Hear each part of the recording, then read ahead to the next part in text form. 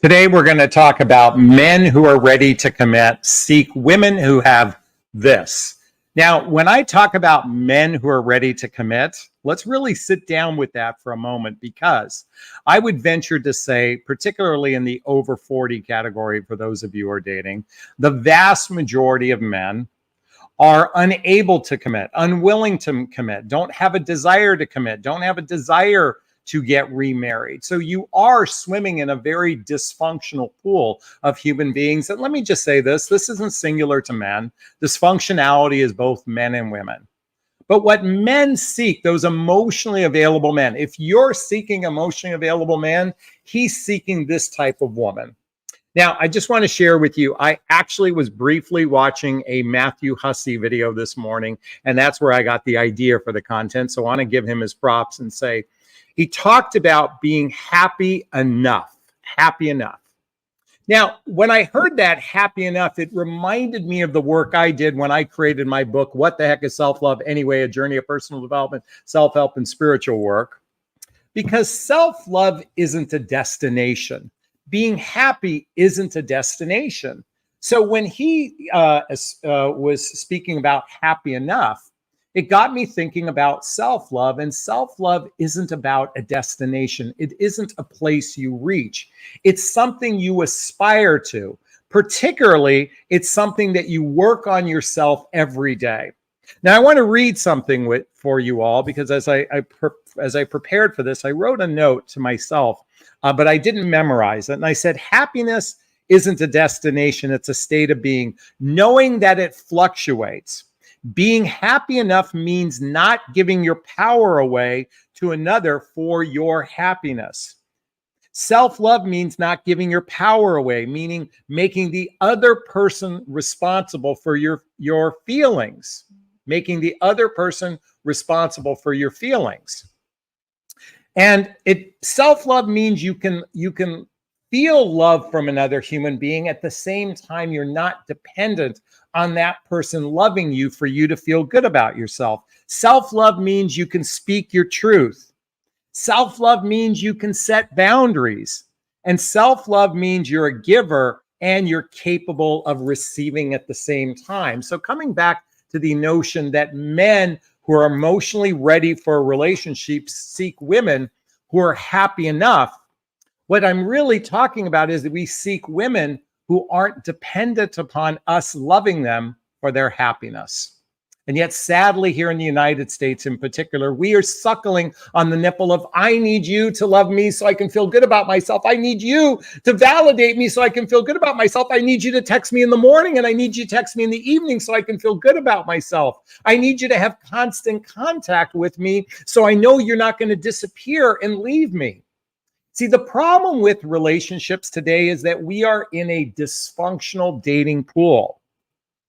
And I was been thinking about this, given how radically dysfunctional human beings are, how can we hold any bit of hope of actually attracting a good partner in our life?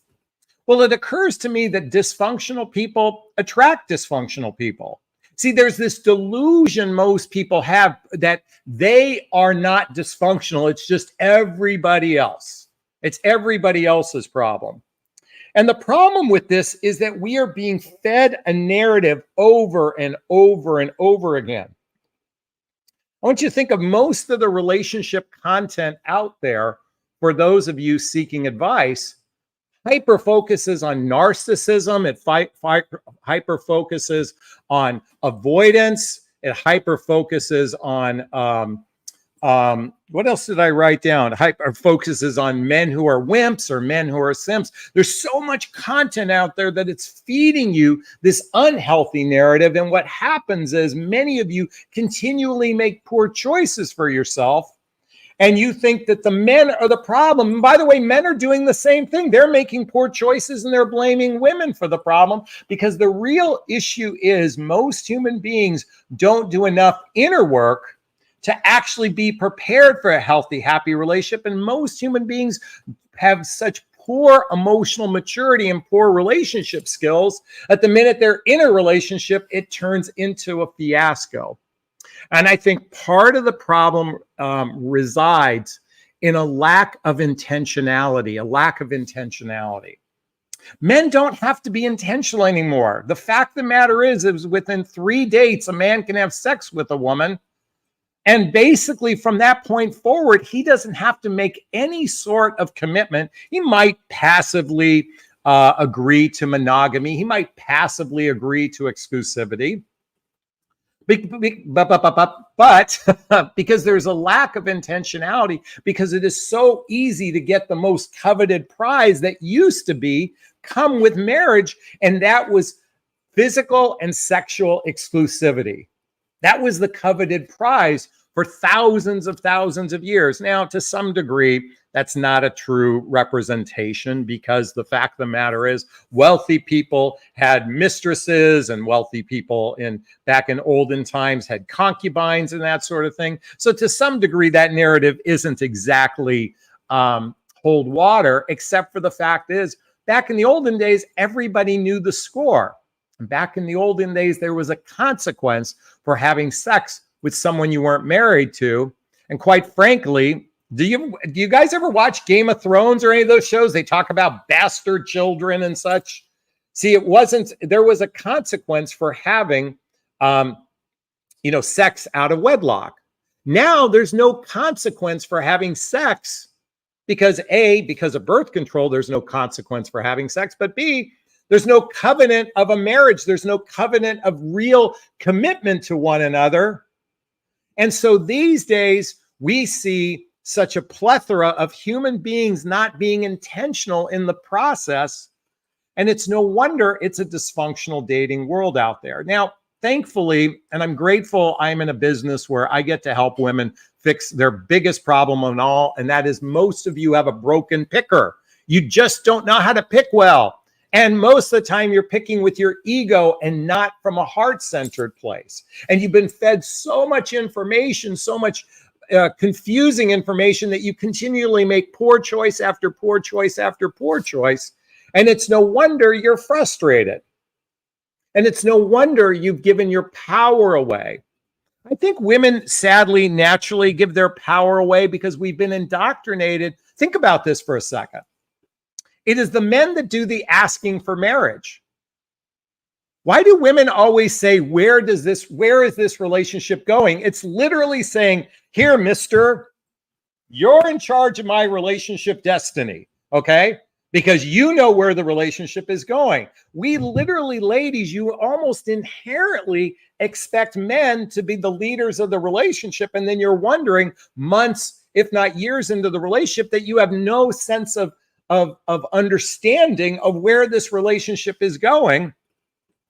And so when you're happy enough, you don't settle for mediocrity. When you're happy enough, when you love yourself and you're continually loving yourself, you don't settle for a mediocre relationship. And if you've settled for a mediocre relationship, then you're just as dysfunctional as the person who's delivering the mediocre relationship. I got to tell you, so many women have duct tape over their mouth. They don't speak up. They don't speak their truth for fear that the guy is going to leave them, that this mediocre relationship is going to leave you.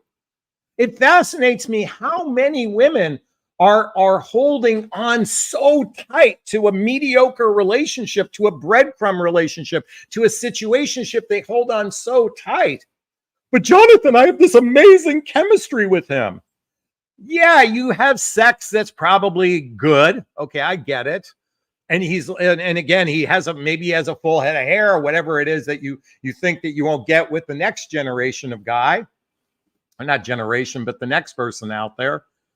That you're literally hung up on this fear-based way of dating. And if you're a fear-based way of dater, you are dysfunctional. This is why I continually recommend book after book, including my book. Why do I recommend my coaching? By the way, if you need some support, check out the link below to schedule a discovery call with me. See if working with a coach is right for you. Because the women, remember I said, how do you hold hope in a dysfunctional world? It's improving your picking process. If you don't improve your picker, your chances for success drop to minuscule percentages. My clients achieve a higher degree of success because they've done the work to learn how to pick, but more importantly, they've done the inner work. I highly recommend everybody reading the book, The Hoffman Process, The Hoffman Process. This is a deep dive into healing your childhood wounds and traumas and adult traumas so you can be better prepared for a relationship. And I would also read this book. I haven't talked about this book in a while. How to Be an Adult in a Relationship. Many of you don't operate as adults. I'm laughing because believe me, I'm laughing at myself because I always thought I didn't need help. I always thought I'm not dysfunctional, even though I was an absolute train wreck after my divorce. It's easy to look backward now and go, oh my God, 15 years ago, I was such a train wreck. I was addicted to drugs and alcohol. I was a serial dater. Actually helped me get into the profession I'm in. So I'm kind of grateful for those dysfunctional experiences. But you see, I was just as delusional as you until I actually started to do some deep inner work on myself. And I recognized that, I had an anxious attachment style. I recognized that I would choose women who were just like my mother. I recognized that, and even in my latest relationship, I still was driven by some of my wounds. And thankfully, I experienced what feels like the healthiest experience in my life. And while it didn't work out, that's okay too, because the reality is juicy, delicious, healthy relationships are rather rare. They're really only available to those who have done the work. And what I mean by the work is you are happy enough that you're not giving your power away to another human being, because that is what emotionally healthy men want, is a woman who doesn't make him responsible for her feelings. That doesn't mean that we aren't going to care about your feelings. That doesn't mean we're not going to respect your feelings. That doesn't mean we're not going to cherish your feelings, but your happiness isn't predicated on us. And if I bring this full circle, happy enough, the way I view what Matthew Hussey was saying, or self-love, is an ongoing journey. It's an ongoing journey. It isn't a destination. It just simply means that you don't give your power away to another human being. Is this making sense? Is this resonating with you? Please let me know if it is. Please hit that like button. Please share this video. Please subscribe to my channel. And also, if you're watching the replay, post comments below. I'd like to hear your thoughts on this. And just remember this. It is tough out there. There's no doubt about it. It can put you in a position of where you've given up. And I know many of you have given up on this process. Many of you are fearful for finding a partner out there. Many of you believe that I would just rather be single than put myself out there. I don't think we're meant to do this journey alone. I don't believe we're meant to do this journey alone. Alone. I really do believe that there is a person out there that can meet you where you want to be met. I think of myself, I think of the 3 most significant relationships I've had in my life. And I had a marriage. And when I was in my marriage, I wasn't a conscious human being. I wasn't a very conscious human being. I was operating by programming. I was operating from the premise of being that provider protector, that my job was simply about making money to take care of the family. I was driven by that. And I was not a good husband. I was a mediocre father at that period in my life. And after getting, losing my high-end corporate job and then getting wiped out in the market crash of 2008 and 9, as I said earlier, I was a train wreck and I was using drugs and alcohol as self-medication just to get through the day. And I started to do a little bit of work. I started to watch the movie The Secret. I began doing, does anyone remember Metaphysics? I did that well before I got married, and I abandoned that in my marriage. I wished I continued with that. I would be in such better place today.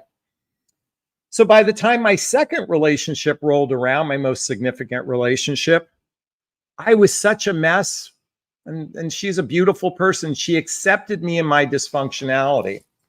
And what I realized, I was in a relationship with a woman 10 years older than me. She was a therapist. And actually, She was helping me, unbeknownst to me, is reparent me. Why I'm saying this is a lot of men choose women that are helping them reparent them after divorce. So there is a lot of dysfunctional men out there, no different than I was. And I was in need of reparenting. And that's what happened. I use the term reparenting because literally when my life was at the lowest point, I used to go to bed wishing I didn't wake up. And I actually went to my parents for support. And this person was similar to that in that she helped me get out of my funk. And as the years went on, I began to learn to appreciate being on my own. But there was another missing piece until this recent relationship. And that was, am I really ready to take care of someone? See, I didn't know this going into it, but I experienced this in the relationship. When I was younger, I was looking for a wife and the mother of my children when I was younger. And after my divorce, I reverted back to childhood, which happens to a significant amount of men. That's why I needed reparenting. But I wasn't ready and prepared until this experience. And I now am so clear as to why this happened for me. Because if you want to be in a significant relationship in midlife, or at any age, for a man in particular, you have to want to be a husband. You have to want to be a boyfriend. You want to have to be a partner. You have to want it. You have to start not looking for the other person. Like when I was in my 20s, I was looking for a wife and the mother of my children, but I wasn't prepared to be a husband. And I certainly wasn't ready for it when I was in my train wreck phase. And it wasn't until recently that I got to experience this. And now it's so clear to me. See, my next evolution starts with, I want to be a husband. That means I want to be a partner to someone. Whether it's a spiritual marriage or a legal marriage, whatever it is, the point is I have to want that instead of looking, I have to want to be what I want from someone else. I want a woman who wants to be a wife because I'm heterosexual. So I want a woman who wants to be a wife because I want to be a husband. And this piggybacks off of the video I did with Rabbi Manis Friedman, excuse me. I'm really recognizing unless a man a man is ready to commit when he says, I want to be a husband, when I want to be a partner, when we can show up as a giver, and only with another human beings who are a giver, because there are a lot of women go, oh, I hear that. I want a husband. I want a husband, but they're not necessarily a giver. They're a taker. See, we have a lot of takers out there, and to be in a healthy, happy relationship, both people have to be givers and receivers for it to actually work. And now I have this awareness. I went through this experience really stepping into what does it mean to be a partner? How do I show up? That means you do the chores together. And maybe you take turns at things, or maybe one person does one thing and another person does another thing. It means being teammates with one another. It means finding the shared activities that you want to do together. It's not about always, having it's okay to have a relationship with your friends and go golf and do all those things, but you invest in the relationship as a partnership. And most importantly, to be a good husband and to be a good wife, you both have to develop intimacy. And I don't mean physical intimacy. And that is critically important, to have regular physical intimacy together. But more importantly, emotional intimacy. You have to be a good husband, you have to be willing to be vulnerable, to be authentic, and to be transparent. And if you're not familiar with the book Emotional Intimacy by Robert Masters, I highly recommend you check this out. Many of you women say you want emotional intimacy, but you don't have any clue what it looks like. Read this book so you can be better prepared. I had a client reach out to me today. And one of the exercises I have is something called radical honesty for my clients. And I always tell them to do what's called radical honesty, laying your cards on the table and establish the rules of engagement early on. Okay, with that said,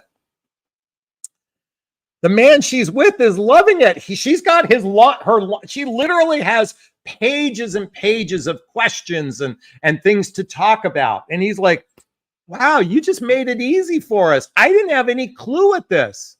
See, ladies, when you actually make it easy for us, men, we can follow. You just have to be willing to serve it up. And again, you're dealing with a dysfunctional pool. So you want to eliminate those men who are incapable sooner rather than later. And if you need some help with that, check out the link to a free discovery call with me to see if working with a coach is right for you.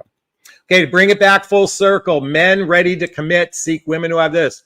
Okay, emotionally mature men want a woman who doesn't make her happiness predicated on him. She doesn't make her feelings predicated on him. The minute you give your power away to another human being, that's going to turn off that emotionally mature man. But then again, since most of you are only dating dysfunctional people because you're dysfunctional as well, go have at it and have dysfunctional experiences. But hopefully, what's the definition of insanity? Doing the same thing over and over again, expecting different results. Hopefully, you all wake up to loving yourself so you can have a different experience going forward. Is this sinking in? Is this resonating? Please let me know. If it is, please hit that like button. Please share this video. Please subscribe to my channel. Hit that notification bell. And if you're watching the replay, post a comment. I'd like to hear your thoughts on this. All right. Those who know my format know it's time for Q&A. Okay. If you have a question for me, I want you to, in the little chat box, write the word question and post the question thereafter. Or you can purchase a super sticker, super chat. There's a little $sign in the chat box. All the monies from the super sticker, super chat goes to a scholarship fund in the name of my son, Connor Asley. That's him in the Obey shirt. It's my son who passed away over 5 years ago. And in his honor, I donate to causes like the Hoffman Process, Insight Institute, and Seeds of Love. All right. And by the way, a little special note, a hummingbird came into my dining room this morning through the sliding glass door. And it was actually looking at some silk flowers. And it was just looking at me. And I realized Connor came in to say hi and let me know everything is going to be okay. So I thought I'd share that with you all, that I had a very special treat today from my son. All right, folks, if you have a question for me, write the word question and then post the question thereafter. Also, if you want to join me on the live stream, you can click the button and join me live. Last week, we had Rachel on, and she shared something very personal. And I hope we gave her some good insight into how to approach the situation she's in. Hey, Sharon gave us a little love with the $6.99 super sticker. Thank you so much. We appreciate the love. All right. Let's see. I thought I saw a question in there earlier. Let's see if I can find it. Bear with me, everyone. It was way earlier. I know I saw a question came in. I know a lot of conversation is going. All right, here we go. Corny Cobb is in the house. What are your thoughts on Henry and Meghan? Do you think they have a healthy relationship? You know, folks, just like many of you speculated on my relationship because the two of us were public, the challenge with looking through a microscope is you have no real idea what happens behind closed doors. I have no idea what happens behind closed doors. I will say this. I would think that being married to someone of the monarchy, of the British monarchy, has to be incredibly challenging for any human being. I think it had to be incredibly challenging to be the son of a princess that was, the son of Princess Diana, for a variety of different reasons, mainly because I don't believe her husband really loved her. I don't believe that they had a healthy relationship, so he never got to see a healthy relationship. I think they were a bunch of uptight, aristocratic people in the in Buckingham Palace. And I have to think for Henry, that had to be a nightmare. I also think losing your mother at a young age had to be a nightmare. So that poor guy has gone through a shitload of fucking trauma. And I know she has her own trauma. I believe her father wasn't in her life much or something like that. I don't know the particulars. And so, you know, and for many of you, you got to see a little window in my relationship, and many of you made a lot of predictions that you might think have come true. A lot of you made suppositions. A lot of you made assumptions. But you have no idea what happened behind closed doors, just like I have no idea what happened behind closed doors with them. I pray simply that they have a good relationship. I pray because I say pray, you know, they have 2 children, and I hope they do their best to parent. And quite frankly, I believe they've escaped the limelight, and I think that's a smart thing to do. And I recognize now I will raise my hand. Maybe it wasn't a good idea to introduce her to the channel. But I did it because, you know what? It was something I wanted to do. I wanted to have fun. I wanted someone to play with in this. So I don't actually have regrets. I mean, maybe some people judged us for it, but I think Marie offers some really great advice on occasion. And yes, she wasn't physically as emotive as I am. And yes, she struggled sometimes in her communication and whatnot. Every human is different. I have no regrets over this relationship. Many of you reached out, Jonathan, if you need to talk, I'm here to talk to you. I'm like, I'm doing fine, because when a relationship ends, I always tell my clients to answer these 4 questions. What positive things about yourself did you learn in this relationship? I learned I could actually choose to be a husband. What did I heal from this relationship? I healed my anxious attachment through this experience. What was good? Oh my God, we got to travel to South America a couple times. We went to the Mexican Riviera. We did a lot of fun things together. We were intimate a lot, which was fun. And what am I most grateful for? I'm grateful that she is a really good human being. And while she has to go on her own path now, I wish her the best. I really do. She is a beautiful, kind, loving human being. She's not perfect. She's riddled with flaws, and she recognizes that she needs to work on herself. And she asked for that, not that space, but she, you know, we hit a fork in the road, and it was time to move on. And that's okay. See, we get so hung up on the destination that we forget that it's all about the ride. Because if I learned one thing after my son passed away, folks, what if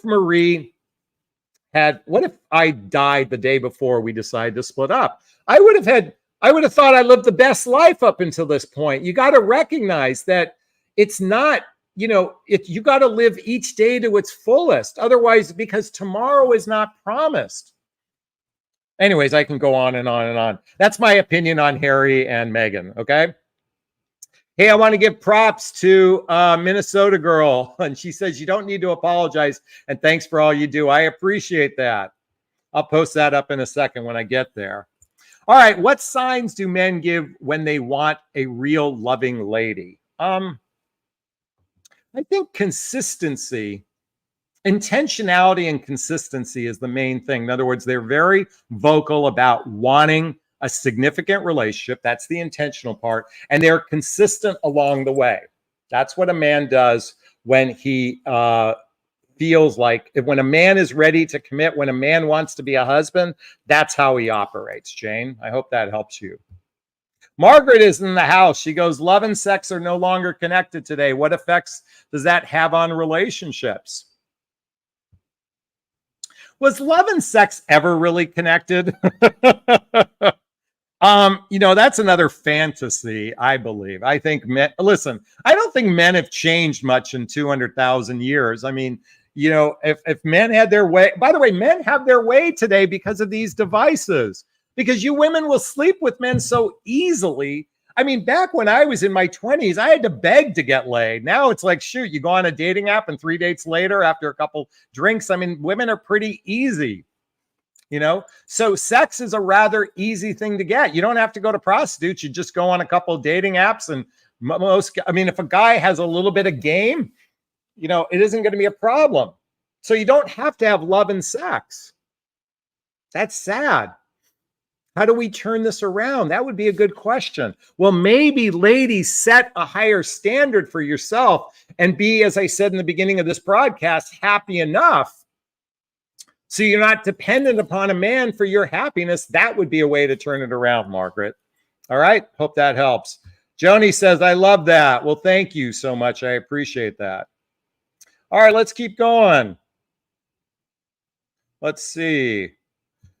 Susan, you said for me, way up post. By the way, folks, you're going to have to repeat posts. It's hard to find. United Heart Film. Oh, I wonder what that is. United Heart Film Company. How do you know when it's time to move on in a new relationship? I think your feelings are actually your best barometer. The problem is your feelings can confuse you. Stacy, I'll be on in a second. I see you in the box there, okay? I think your feelings are your barometer. If it feels good, then things are good. When it stops feeling good, when you start to act suspicious, when you start doubting, that's the time to check in with each other and have a real heart-to-heart. Relationships should do daily, weekly check-ins with each other. Okay, so folks, there's a you, there's a me, and then there's a we up here, okay? They're all, circles, right? The we is a separate entity. It's like, I want you to think of a partnership at a law firm, an accounting firm, a brokerage firm. Partners get together weekly for meetings to talk about the health of the partnership. Relationships should do the same thing. I highly recommend checking out this book. It's a business book called The Partnership Charter, How to Start Out Right with Your New Business Partnership. Relationships are no different. You could literally mirror on just the word, the partnership charter, how to start out right with your new romantic relationship, and use the principles in here. And if you don't know the mechanics to a healthy, happy relationship, then how can you hope to have a success? This is why I recommend book after book. But Jonathan, all you do is recommend books. I'm like, because for 15, 20 bucks, you can get a plethora of knowledge. I buy a book every month. I just bought a book called Wired for Love. I want to hear Stan Turkin's perspective on love attachment styles. In fact, I hope to interview him. So anyway, get books. They make a difference. All right, Stacy's in the house. Hello, Jonathan. Hello. Hi. How you doing? You're on the hot seat. Are you gonna? I am you gonna be on okay the with hot that? seat. Let's see. I give Adrenaline tough is love. going. Huh? My adrenaline is going. Feels good.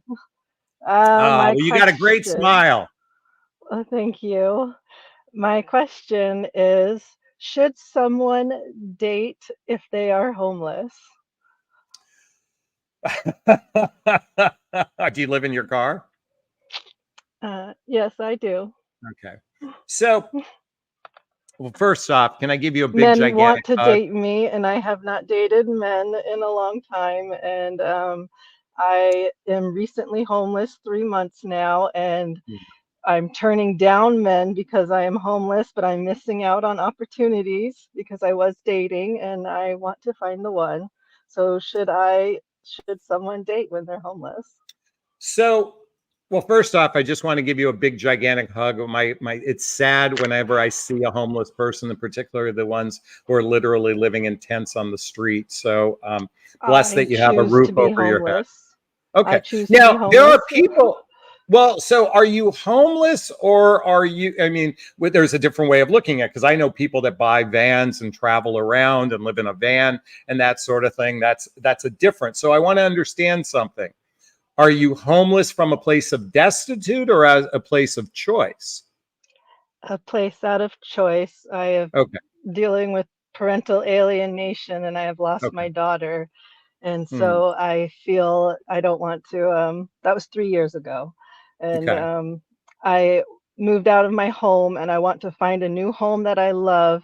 Well, let me interrupt you for a second. Things, so I'm saving money for a nice home. So I want to be clear.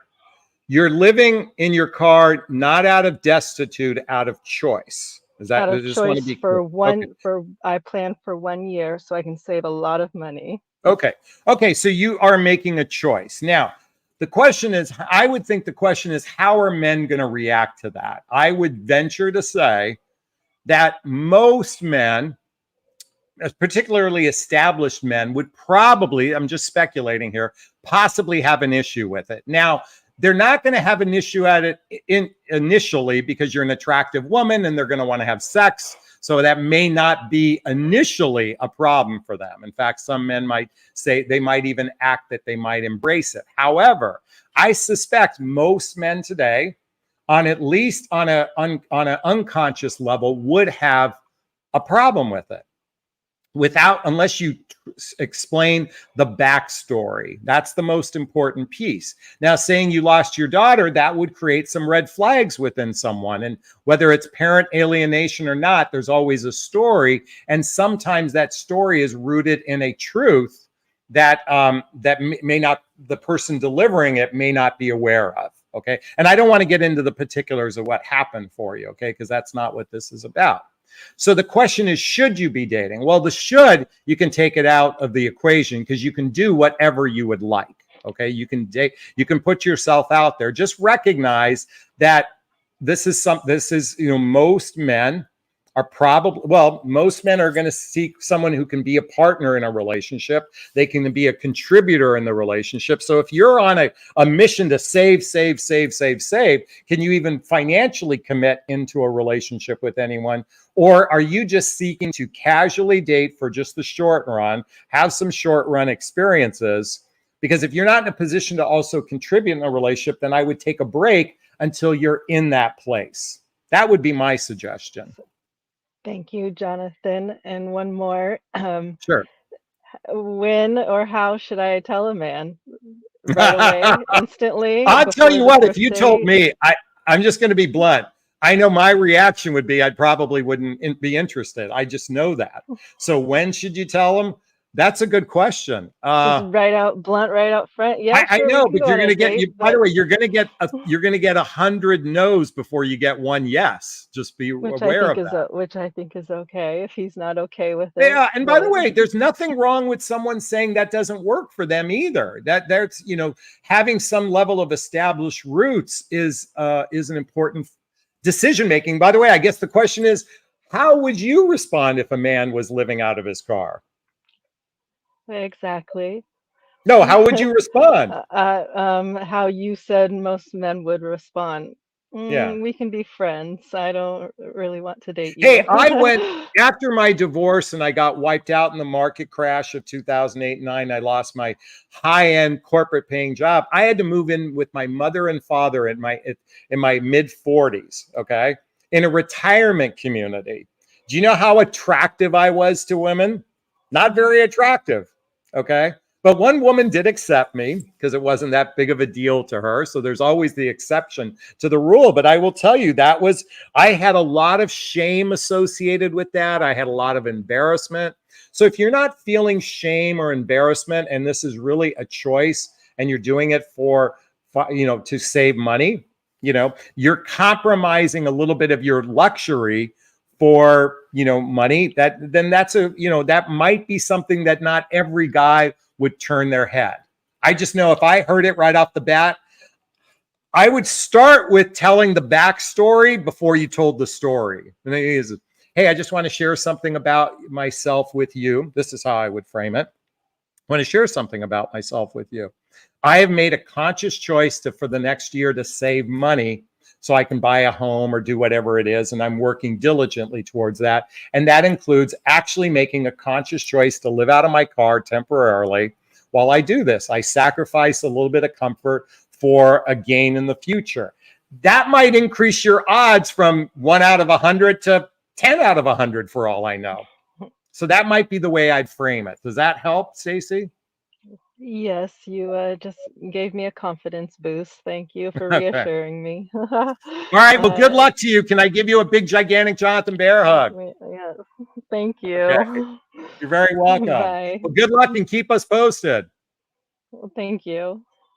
Okay. All right. Let's see who else is in the house. Let's see. Bum. We got a lot. Let's see. By the way, if anyone else wants to join me live and be on the hot seat, take a little bit of abuse. Susan's in the house and she says, Megan is an art. Okay, I don't even want to go there. By the way, folks, the minute you judge another human being, you're dropping to their level. I'm sorry. The minute you judge someone you've never met, okay? I've been judged so many times by so many people out there in this YouTube universe. You've never met me. You never spent time with me. I've been called a narcissist, I don't know how many times by many of you, people that don't know who I am. So I really take offense for judging somebody you've never met. If you've never met them, then you have no right to judge them. You can have opinions, I get it, but I take offense to it. You know, that's just how I feel. Okay? You might not like the person, that's okay. I get it. All right, question. I understand that self-love is the beginning of every relationship. When you have a history of low self-esteem, where do you start building self-love? Well, awareness is 80% of it. If you are aware that you have a propensity to give your power away, if you're aware that you're not genuinely loving yourself, then start reading the books I recommend. Start going to workshops. Go see a therapist. See a counselor. Surround yourself with people that can bring joy in your life. Start to listen to those. I listen to Abraham Hicks every morning. I listen to Wayne Dyer. I do meditation every morning. I do meditation at night. By the way, folks, do you know that the final thoughts in your head before you go to bed make all the difference? I have an app on my phone called Think Up, and I listen to a series of affirmations I've created for myself. And these are the last things I'm listening to before I go to bed. I invite you all to start changing the way you do things. And little by little, by the way, Koya Kacha, let me just tell you something. In 2008 and 2009, I used to go to bed wishing I didn't wake up. And I have 2 small children. I went to bed wishing I didn't wake up for over a year. My life was in purgatory, if you will. And that lasted from 2008 and 9 and 10 and 11. And I finally found my purpose in life. See, remember when I said earlier I want to be a husband?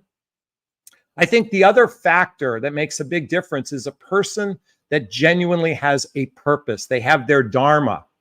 They know what they're meant to do. They know the path they're going on in this world.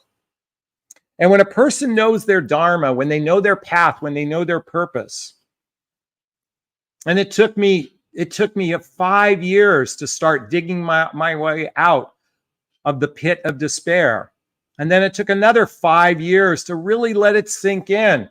And it took another 5 years to where now I'm starting to be a little bit of a master at it. Very little. And it's good. By the way, do you know in most olden times, person would apprentice for 30 years before they actually graduated to a master? 30 years of apprenticeship work. It's the same thing with personal development, self-help, and spiritual work. The problem is humans here, particularly those in the United States, you plant a seed one evening in the backyard, you water it, and you wake up and go, where the fuck is my tree?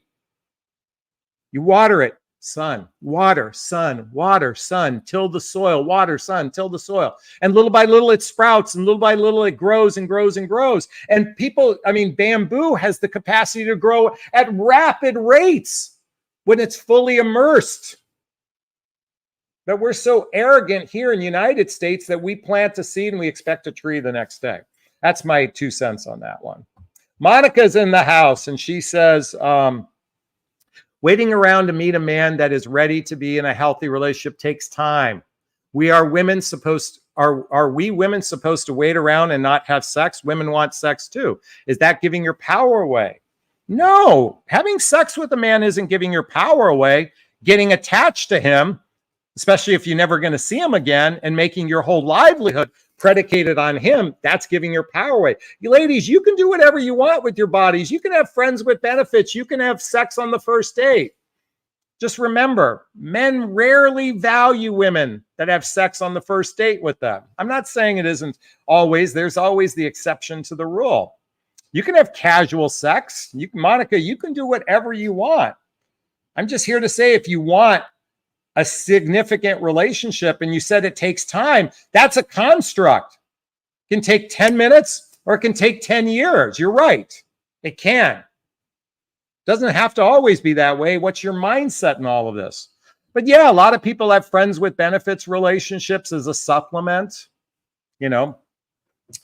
So yeah, you can do whatever you want, Monica.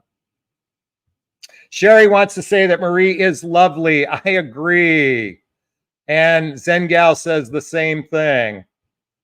I'll bring her on one day. By the way, Minnesota girl, thank you for the $20 super sticker. You don't need to apologize. Thanks for all you do. I appreciate it.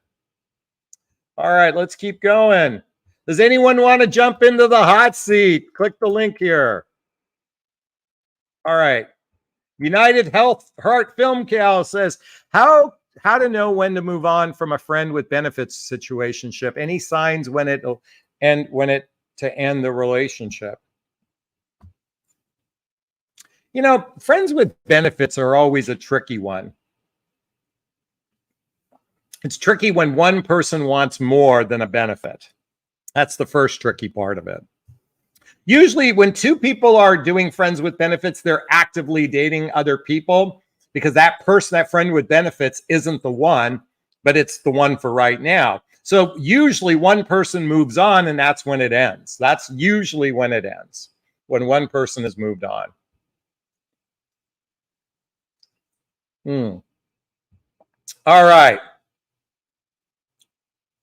Let's keep going here. Bump. Sorry, it's taking so long. I don't see any questions. Oh, here we go. Miss Singh. Why do I have to be the one to call it, text my boyfriend every time we stopped talking before we got back together? You guys aren't right for each other. And you guys are playing this stupid game, talking before we get back together. Why are you the one? Because you guys don't have good communication skills to begin with. That's the why. That's just my 2 cents on that one.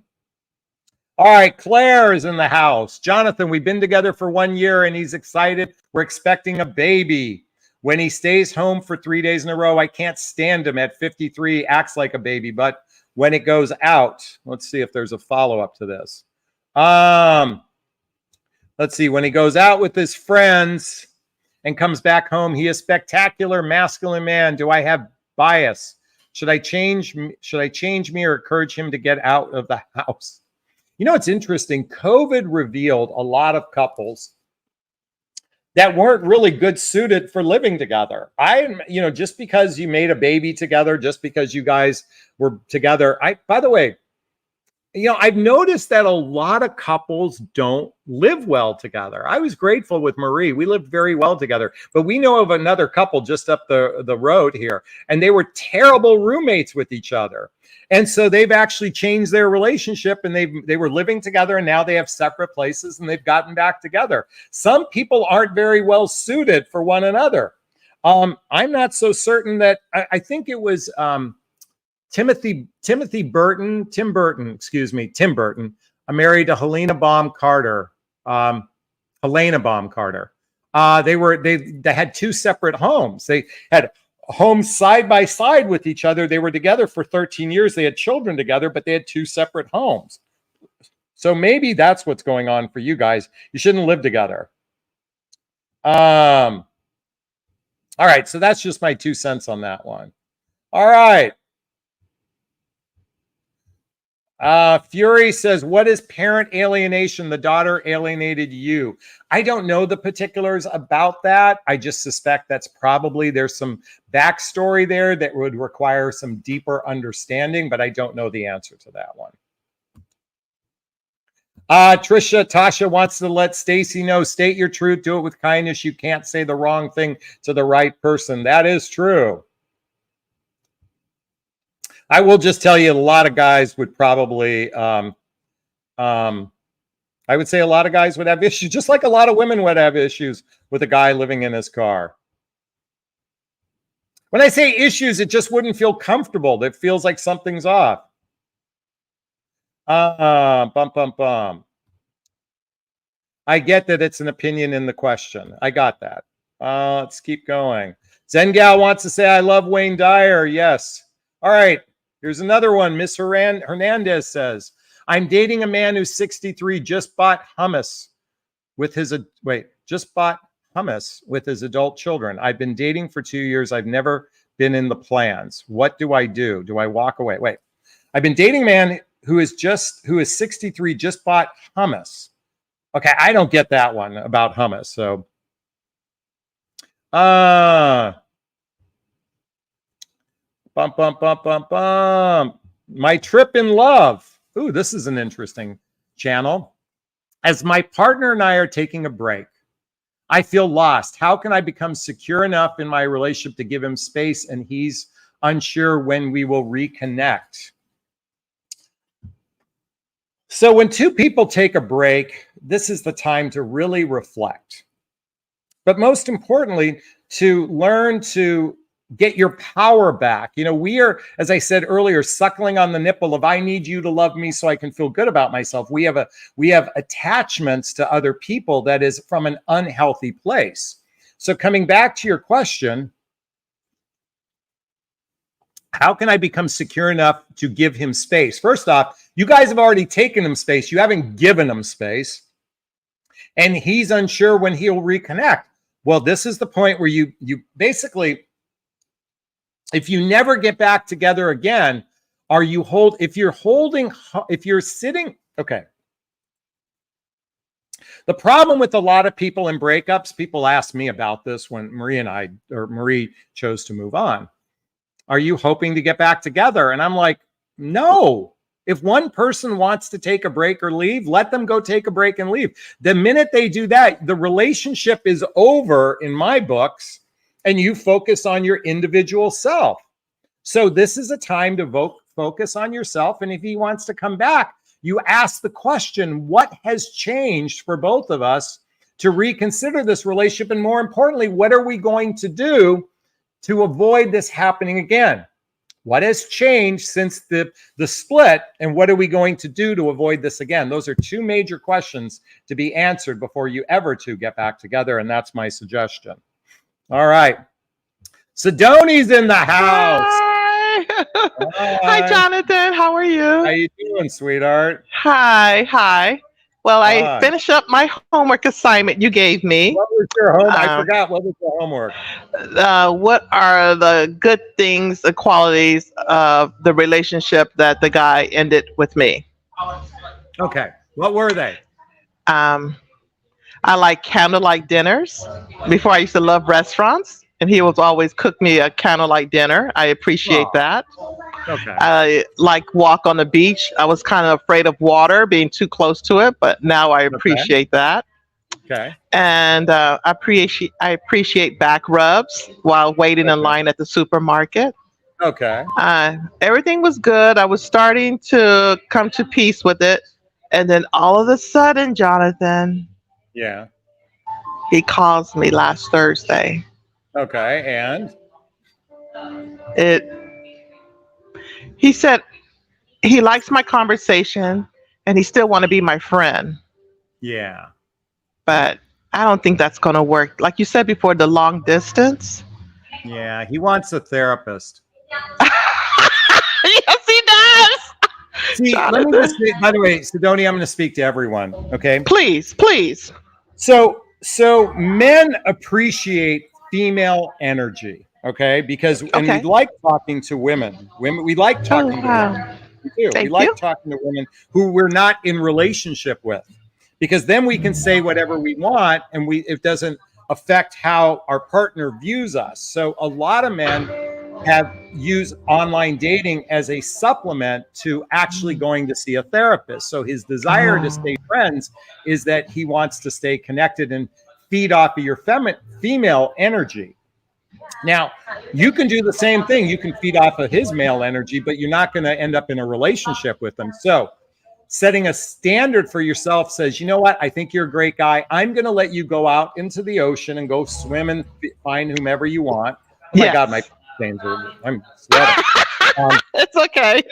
It's good. It's good. It's hot down there. And you go, and you go about being in a state of gratitude. When you're in a state of gratitude, when you're in a state of gratitude, you can't be unhappy.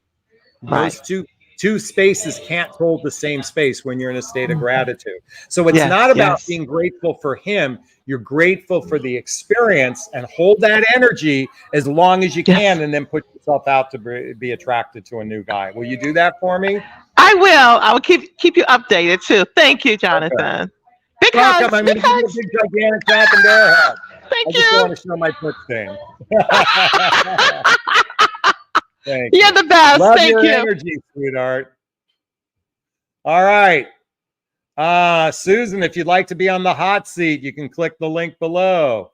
All right. Sharon's in the house. Question. If your man you're dating for 8 months and he's still on dating site, ask why he updated his status to trying to figure it out. When asked, he said he didn't know how that happened. So I think ladies, when the penis gets to regularly visit the vagina, this is the time to have a conversation about your dating site, okay, your dating apps. And if somebody after 8 months, and I'm assuming you've had sex for 7 out of those 8 months or 6 out of those 8 months, if he hasn't taken their site down, now when he says, I don't know how that happened, I will say, sometimes you can remove the app, but you forgot to take it off the site itself. So it's quite possible that happened, okay? Now, my question is this a long distance relationship? Is this a short distance relationship? If two people are seeing each other on average 2, 3, 4 times a week, doing shared activities, hobbies, mutual interests, spending time with family and friends, traveling together, teamwork, building skills, both in their personal and their professional life, it's very rare they're actively dating others. However, dating apps can be rather addictive. And I know even in my own life, I have found myself, even when I was in a relationship with someone, I would find myself still going on to swipe because there was this addictive quality to it, even after I began a relationship with Marie. It took me a while to wean myself from it, not 8 months, okay, but certainly I know some men who it's such an addictive thing. It's almost like pornography, that feeling of that dopamine hit when somebody swipes your way. So that's what could be going on. Or he's trying to find a replacement for you. If the quality of your relationship is weak, he's probably trying to find a replacement for you, is my suspicion. Okay? All right. We got time for a couple more questions. Susan, the link is right there. I posted a couple times. All right, let's keep going here.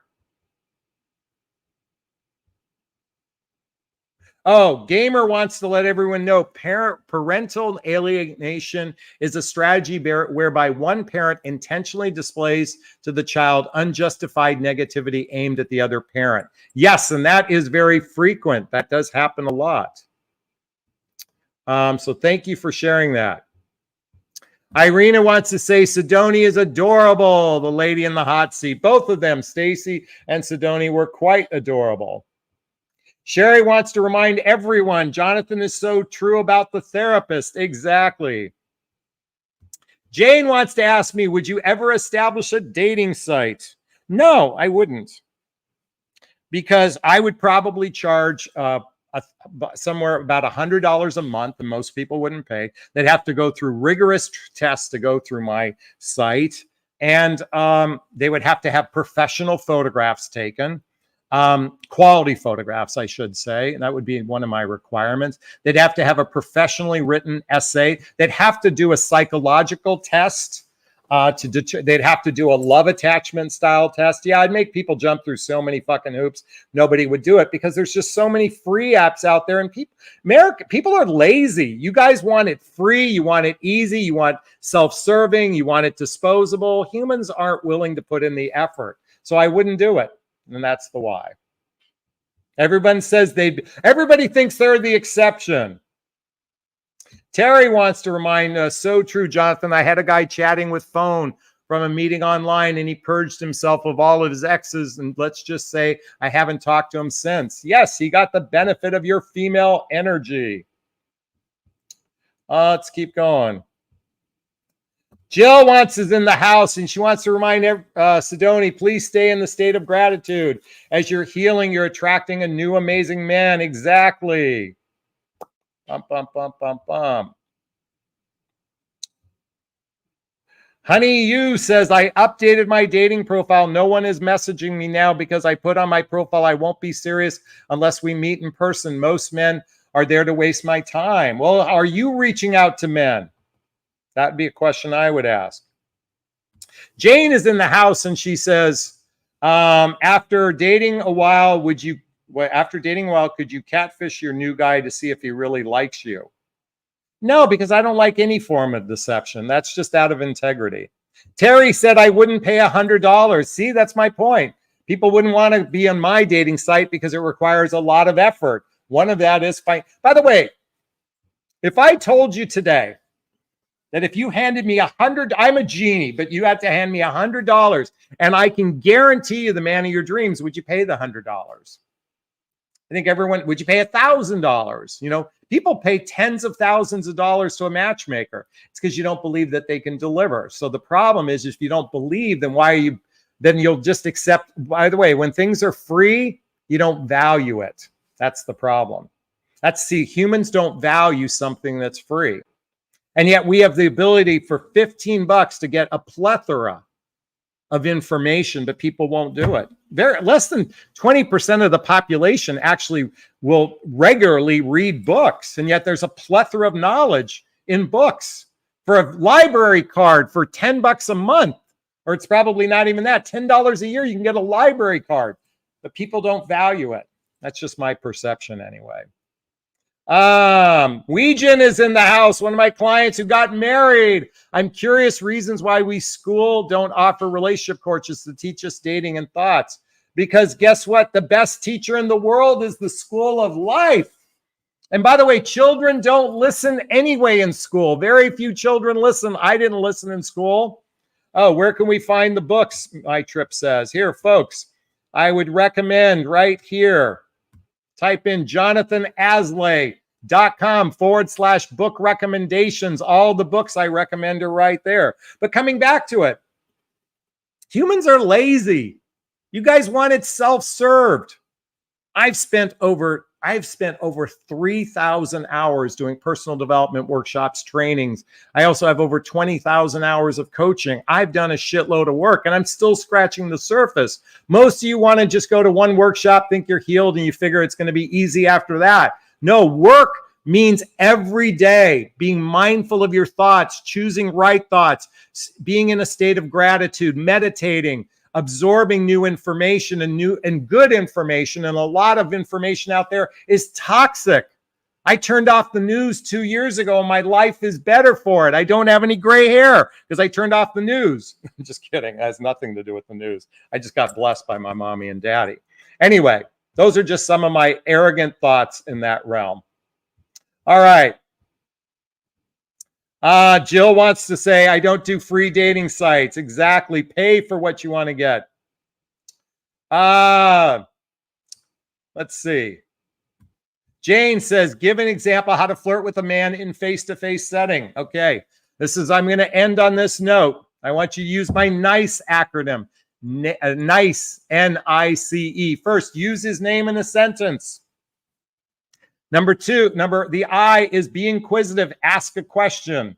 The C, throw in a compliment. And E means enthusiasm. So it looks like this. Hey, Jonathan, I was curious, what inspired you to become a dating or relationship coach? Because you have great energy, and I got to tell you, you have a great smile to boot. I would really be excited to hear what you had to say. Name, inquisitive, compliment, and enthusiasm. That's how you flirt. Name, inquisitive, compliment, and enthusiasm. The NICE method. Who's willing to use the NICE method? And you can do it in a text message, you can do it in an email, and you can do it face-to-face. The NICE method. Name, inquisitive, compliment, and enthusiasm. Energy. All right, I think this will be a great place to wrap up. Did you find value in this? If you did, please hit that like button. Please share this video. Please subscribe to my channel. Hit that notification bell. If you're watching the replay, There's a post a comment below. I'd like to hear your thoughts. Before we wrap up, if you'd like to donate to the Connor Asley Scholarship Fund, there's a little $ in the chat box. Bucks. Love to get some money to donate, so we would really appreciate some love right now. Let's make $20 in the next 2 minutes as I'm saying goodbye to everyone. Do that little donation there. All right, we're going to wrap up this video as I always do. First off, give myself a big, gigantic Jonathan Bear hug of self-love. I'm going to reach into the camera and give you a hug of love, and I showed my fit stains. I'm asking you to turn to someone, a pet, a teddy bear, a pillow, and give it or them a hug of love, because hugs are a great source of love. And let's face it, we could all use more love in our lives. I want to thank Sharon and Nutrient Whisper and Justin and NYC and Jane and Weejan and Captain Photon and Carla and Terry and let's see, Jill is in the house. Gigi, Sherry, Jane P, Honey You. Everyone, thanks a bunch. Giving you a lot of love and appreciation. I hope you found value in this. If you did, send me a hug as well. Be well, everyone.